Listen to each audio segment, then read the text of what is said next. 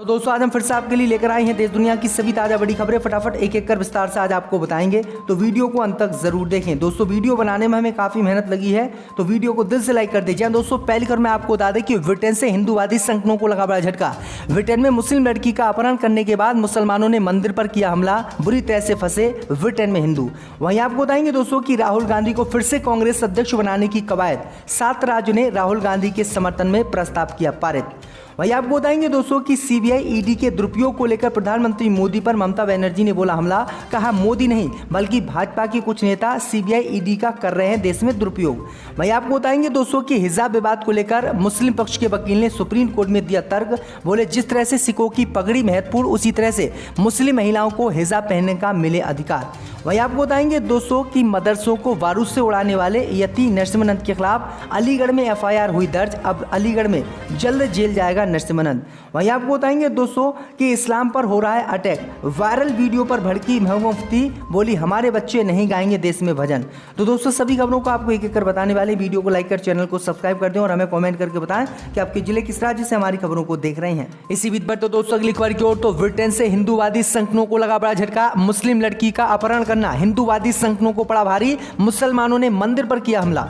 जहां दोस्तों आपको बता दें कि ब्रिटेन से हिंदूवादी संगठनों को आज बड़ा झटका लगा है। ब्रिटेन में 3 हिंदू युवकों ने जो हिंदूवादी संगठनों से जुड़े हुए थे, उन्होंने एक मुस्लिम लड़की का अपहरण किया। इसकी जानकारी जैसे ही ब्रिटेन के मुसलमानों को पता चली तो उन्होंने मंदिर पर हमला कर दिया, जिसके बाद पूरे प्रदेश में तनाव फैल गया है। दरअसल आपको बता दें कि यह मामला इंग्लैंड के लेस्टर शहर का है। लेस्टर शहर में एक मंदिर है जिस पर यह हमला किया गया है। भगवा ध्वज को भी मुसलमानों ने फाड़ दिया, साथ ही मुस्लिमों ने हिंदू संपत्तियों को नुकसान पहुंचाया। मिली जानकारी के मुताबिक मुस्लिम पक्ष द्वारा एक दावा किया गया था कि 3 हिंदू युवकों ने एक मुस्लिम युवती का अपहरण करने की कोशिश की और उसे लेकर विरोध प्रदर्शन मुसलमानों ने हिंदुओं के खिलाफ इंग्लैंड में किया था। एक मार्च भी निकाला था। इस मार्च में हिंदू और मुसलमान दोनों आमने सामने आ गए तो प्रदर्शन हिंसक हो गया। उसके बाद मंदिर पर पथराव हुआ और बुरी तरह से हिंदुओं को यहाँ पर पीटा गया है। तो ये बड़ी अपडेट आ रही दोस्तों कि ब्रिटेन से बड़ा झटका हिंदूवादी संगठनों को आज लगा है। इसी बीच पर तो दोस्तों अगली खबर की ओर, तो राहुल गांधी को फिर से कांग्रेस अध्यक्ष बनाने की कवायद हुई तेज। 7 राज्यों ने पारित किया प्रस्ताव। जब दोस्तों आपको बता दें कि कांग्रेस अध्यक्ष का चुनाव नजदीक आते ही राहुल गांधी को कांग्रेस अध्यक्ष बनाने की मांग फिर से जोर पकड़ती जा रही है। राजस्थान के बाद रविवार को छत्तीसगढ़ और गुजरात कांग्रेस इकाई ने भी राहुल गांधी के समर्थन में सर्वसम्मति से प्रस्ताव पारित कर राहुल को फिर से पार्टी का राष्ट्रीय अध्यक्ष बनाने की अपील की है। सोमवार को महाराष्ट्र, तमिलनाडु, उत्तर प्रदेश व बिहार प्रदेश कांग्रेस ने भी इस आशय के प्रस्ताव को पारित किया। इसके साथ ही अब तक 6 प्रदेश कांग्रेस संगठनों ने राहुल गांधी को फिर से पार्टी का अध्यक्ष बनाने की मांग की है। तो ये बड़ी अपडेट आई दोस्तों कि 6 राज्य राहुल गांधी के समर्थन में खुलकर उतर आए हैं और उन्होंने राहुल गांधी को वोट देने का ऐलान भी किया है। इसी बीच पर तो दोस्तों अगली खबर की ओर, तो कश्मीर के स्कूलों में मोदी सरकार ने बदलवाई प्रार्थना, तो भड़की महबूबा मुफ्ती, बोले हमारे बच्चे नहीं गाएंगे भजन, इस्लाम पर हो रहा है अटैक। जब दोस्तों आपको बता दें कि कश्मीर के कुलगांव से एक वीडियो वायरल हो रहा है। वीडियो में स्कूल के बच्चे रघुपति राजाराम गा रहे हैं। ये वीडियो सोशल मीडिया पर काफी तेजी से वायरल हुआ है। कश्मीर में पीडीपी अध्यक्ष महबूबा मुफ्ती ने इस मामले में बयान दिया है। उन्होंने कहा है कि लब पे आती है दुआ, बन के तमन्ना मेरी, जिंदगी समा की सूरत हो खुदाया मेरी, इसको क्यों बंद मोदी सरकार द्वारा किया गया, इसमें क्या बुराई थी, ये तो किसी मजहब का नहीं है। उन्होंने आगे कहा है कि वो एक भजन है। मुफ्ती आगे कहते हैं कि हम गांधी जी की कद्र करते हैं, लेकिन मुस्लिम बच्चों का भजन गाना गलत है। आप गांधी के कद्रदान कब से बन गए? आप तो गॉडसे को पूछते हैं जो सबसे बड़ा आतंकवादी था जिसने गांधी को मारा था। महबूबा मुफ्ती ने कहा है कि यहाँ पर हर समुदाय के लोग रहते हैं, किसी को अपना हक है, लेकिन हमारे मुस्लिम बच्चे किसी भी कीमत पर ये स्लोगन नहीं गाएंगे, ये भजन नहीं गाएंगे। अगर सरकार को भजन गिलवाना ही है तो हिंदू बच्चों से गब्बाएं, लेकिन मुस्लिम बच्चे ये भजन नहीं गाएंगे। तो ये बड़ी अपडेट आई दोस्तों कि जम्मू कश्मीर में मोदी सरकार ने प्रार्थना ही स्कूलों की बदल दी। इसी बीच पर तो दोस्तों अगली खबर की ओर, तो सीबीआई ईडी के दुरुपयोग को लेकर प्रधानमंत्री मोदी पर ममता बनर्जी ने बोला हमला।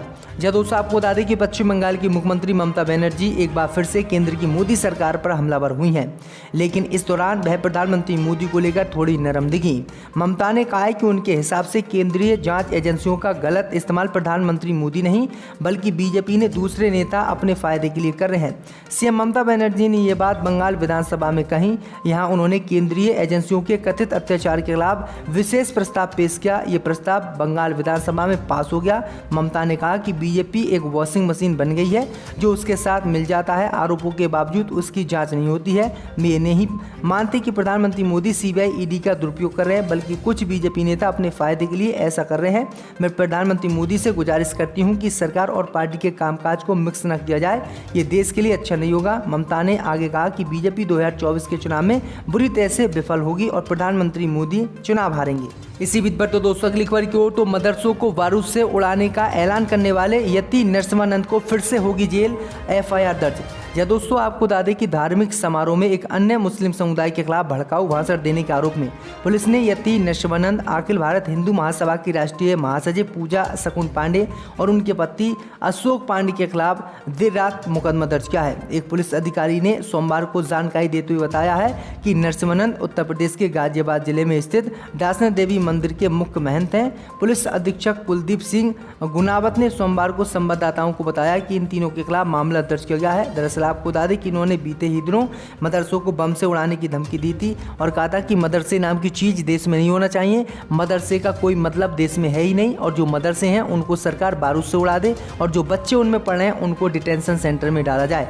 वहीं आपको बता दें कि उनके इसी विवादित बयान को लेकर 3 लोगों के खिलाफ एफआईआर अलीगढ़ में दर्ज की गई। पर तो दोस्तों अगली खबर की ओर तो हिजाब को लेकर सुप्रीम कोर्ट में बोले मुस्लिम पक्ष के वकील, बोले सिखों को पगड़ी पहनने की इजाजत दी जाती है तो मुस्लिम महिलाओं को भी हिजाब पहनने की दी जाए इजाजत। जब दोस्तों आपको बता दें कि कर्नाटक के कॉलेज से शुरू हुआ हिजाब का मामला अब सुप्रीम कोर्ट में है और लगातार इस मामले को लेकर सुनवाई चल रही है।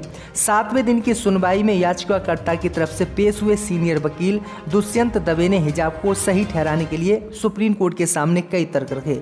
उन्होंने कहा कि जिस तरह से सिखों के लिए पगड़ी अहम है, उसी तरह से मुस्लिम महिलाओं के लिए हिजाब भी महत्वपूर्ण है। उन्होंने कहा कि इसमें कुछ भी गलत नहीं है क्योंकि ये उनका विश्वास है। कोई तिलक लगाना चाहता है, कोई क्रॉस पहनना चाहता है तो ये उनका अधिकार है और यही सामाजिक जीवन की सुंदरता है। दरअसल आपको बता दें कि हिंदूवादी संगठनों ने कर्नाटक में मुस्लिम छात्राओं के हिजाब पहनने का विरोध किया था और कर्नाटक हाई कोर्ट ने इस पर रोक भी लगाई थी। इसके बाद मुस्लिम पक्ष सुप्रीम कोर्ट पहुंचा और सुप्रीम कोर्ट में लगातार 7वें दिन ये बात सामने आई है और 7वें दिन सुनवाई हुई, जिसमें मुस्लिम पक्ष के वकील ने दावा किया कि जिस तरह से सिखों को पगड़ी पहनने की अनुमति दी जाती है उसी तरह से मुस्लिम महिलाओं को भी अनुमति दी जाए। इसी बीच पर तो दोस्तों अगली खबर की ओर तो जम्मू कश्मीर में फारूक अब्दुल्ला और गुलाम नबी आज़ाद की दस्तारबंदी के बाद वक्फ बोर्ड ने लगाई रोक। दोस्तों आपको बता दें कि जम्मू कश्मीर वक्फ बोर्ड ने सोमवार को बोर्ड द्वारा शासित सभी धार्मिक स्थलों पर लोगों, विशेष रूप से राजनीतिक नेताओं के दफ्तरबंदी यानी पगड़ी बांधने समारोह पर प्रतिबंध लगाने का आदेश दिया है।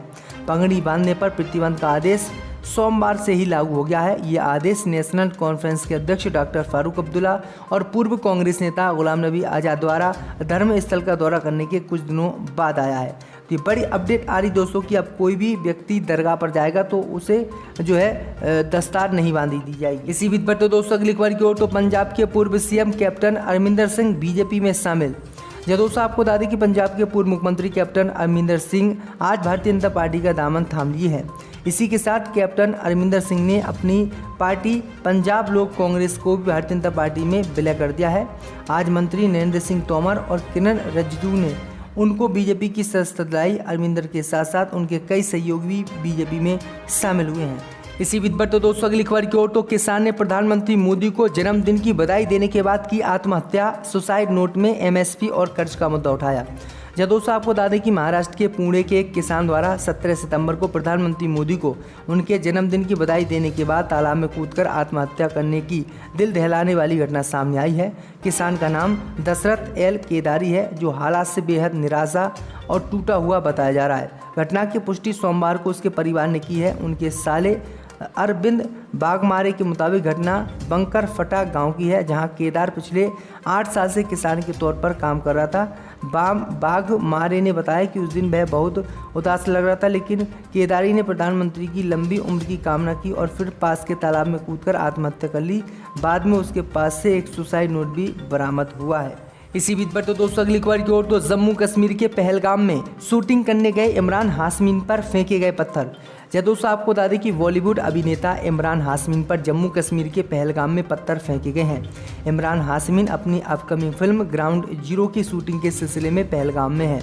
दरअसल आपको बता दें कि बताया गया है कि इमरान हाशमी फिल्म की शूटिंग खत्म करने के बाद पहलगाम के मेन मार्केट में घूमने निकले थे। इस दौरान वहां मौजूद कुछ अज्ञात लोगों ने अचानक उन पर पत्थर फेंकना शुरू कर दिया। इस घटना के बाद पुलिस ने पत्थरबाजी करने वाले शरारती तत्वों के खिलाफ धारा 147 148 के तहत केस दर्ज किया और मामले में जांच शुरू कर दी है। बता दें कि इमरान हाशमी इन दिनों कश्मीर में अपनी अपकमिंग फिल्म ग्राउंड जीरो की शूटिंग में व्यस्त है। तेजस विजय देवस्कर के निर्देशन में ये फिल्म बन रही है।